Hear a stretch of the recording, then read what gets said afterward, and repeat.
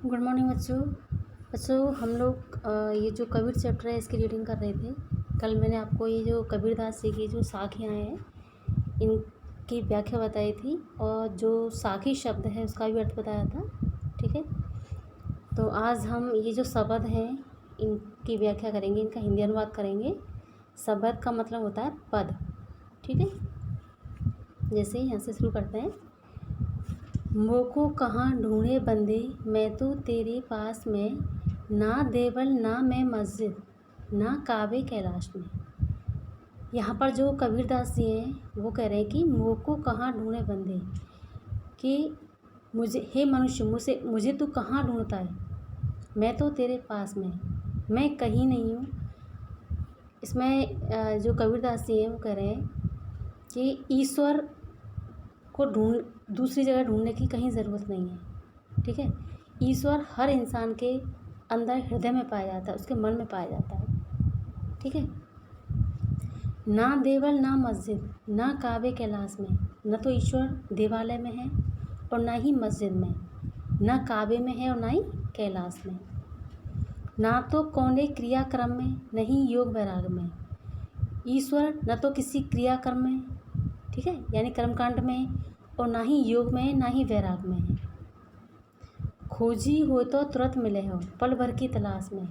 अगर ईश्वर को खोजने वाला है, अगर कोई सच्चे मन से ईश्वर को खोजता है तो एक पल भर की तलाश में ही वो मिल जाता है।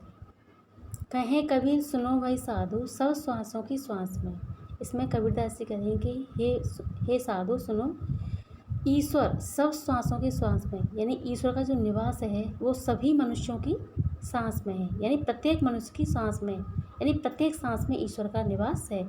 तो ईश्वर को ढूंढने के लिए कहीं बाहर जाने की ज़रूरत नहीं है, वो सभी मनुष्यों के अंदर, उनके मन में पाया जाता है। ठीक है, जैसे कबीरदास जी ने सीधी सरल भाषा में मनुष्य को बताया कि ईश्वर न तो किसी देवालय में है, न किसी मस्जिद में है, न काबे कैलाश में है, न किसी कर्मकांड में, न धार्मिक अनुष्ठान में, योग साधना या संन्यास में भी नहीं पाया जाए। ठीक है, परंतु अगर कोई मनुष्य मुझे सच्चे हृदय से तलाश करे तो मैं पल भर में ही मिल सकता हूँ, क्योंकि मैं तो व्यक्ति की सांस में निवास करता हूँ। व्यक्ति की आती जाती सांस उसके जीवित होने का प्रमाण है, और सांस की सांस अर्थात ईश्वर, जीवन ईश्वर ही है। इसलिए ईश्वर को बाहर नहीं, अपने भीतर ही पाया जा सकता है।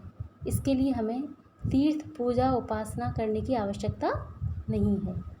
मन के भीतर खोजने से ईश्वर को स्वयं ही पाया जा सकता है।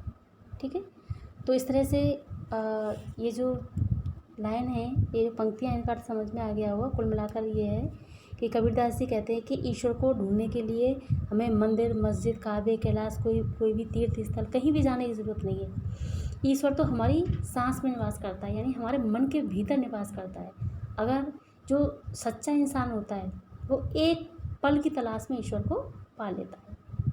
ठीक है, तो हर श्वासों की श्वास में, प्रत्येक सांस में ईश्वर का निवास है। मनुष्य को अपने भीतर झांकने की ज़रूरत है, अपने मन में झांकने की ज़रूरत है। ठीक है, नीचे आ जाइए।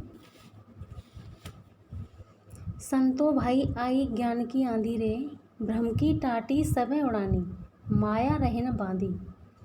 ठीक है, संतो भाई आई ज्ञान की आंधी रे। इसमें कबीरदास जी कहते हैं कि हे संत भाई, ज्ञान की ऐसी आंधी आई, भ्रम की टाटी सबे उड़ानी, जिसमें जो हमारा भ्रम था, जो हमारा संदेह था, टाटी का मतलब होता है यहाँ पर झोंपड़ी, एक तरह से टटिया, वो उड़ गई, यानी जो संदेह था वो ख़त्म हो गया। माया रहना बांधी रही, यानी जो माया थी वो भी बंधी नहीं रही। ठीक है, यानी माया रूपी जो मोह जाल का जो बंधन है वो भी टूट गया। हित चित्त की दो थूनी गिरानी, थूनी बच्चों, थूनी का मतलब होता है खम्बाई होता है एक तरह से। तो हित और चित्त की दो थूनी थी, दो खम्भे थे, वो भी गिर गए। मोह बलिंडा टूटा, और जो माया रूपी, जो मोह रूपी जो बलिंडा था, एक तरह से ये भी एक बांस होता है, वो भी टूट गया। तृष्णा छान पर घर ऊपर, तृष्णा एक का मतलब होता है तृष्णा, जो एक दूसरे से जैसे नफरत करना है ना, दूसरों की उपेक्षा करना। तो छान का मतलब छप्पर होता है, पर घर ऊपर, यानी हमारे घर के ऊपर जो तृष्णाओं का जो छप्पर छाया हुआ था, है ना, वो भी टूट गया, वो भी उड़ गया।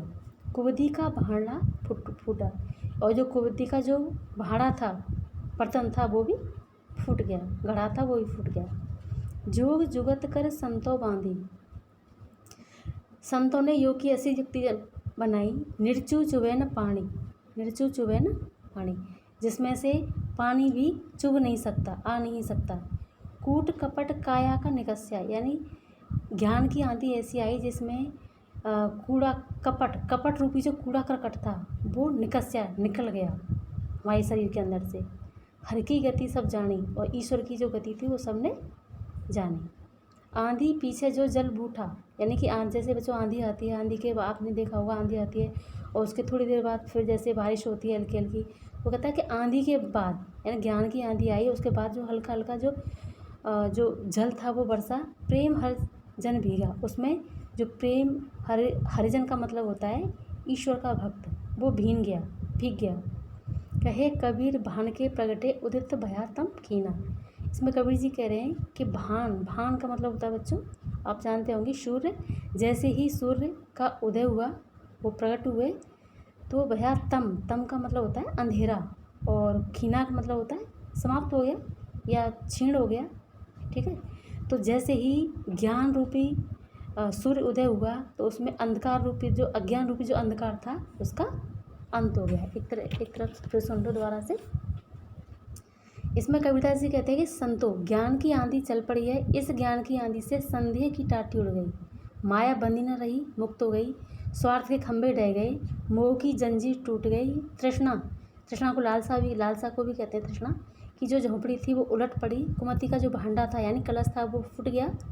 योग की युक्ति में से बाधा गया है कि पानी नहीं टपक सकता। इस आंधी शरीर का कपट रूपी जो कूड़ा करकट है वो बह गया, तथा ईश्वर की गति समझ में आई है। आंधी आने के बाद जो जल मिला उसी के प्रेम में ईश्वर भक्त भीगा हुआ है। कबीरदास जी कहते हैं कि ज्ञान का सूरज उदय होने से अज्ञान का जो अंधकार था वो समाप्त हो गया। ज्ञान की आंधी के बाद व्यक्ति का शरीर निर्मल और स्वच्छ हो गया। ईश्वर प्रेम की वर्षा में भक्त नहा लिया है ना। इस प्रेम की वर्षा से व्यक्ति के मन का जो मैल था, गंदगी थी, वो साफ हो गई। जिस प्रकार आग में तप कर सोना निखरता है, उसी प्रकार व्यक्ति का व्यक्तित्व निखर गया। ज्ञान के प्रकाश में अज्ञानता का जो अंधकार था वो क्षीण हो गया, यानी समाप्त हो गया। तो बच्चों आपका ये जो शब्द है इनका जो हिंदी अनुवाद है आज पूरा हो गया, और आगे कल इसके जो क्वेश्चन आंसर हैं वो मैं आपको डालूँगी।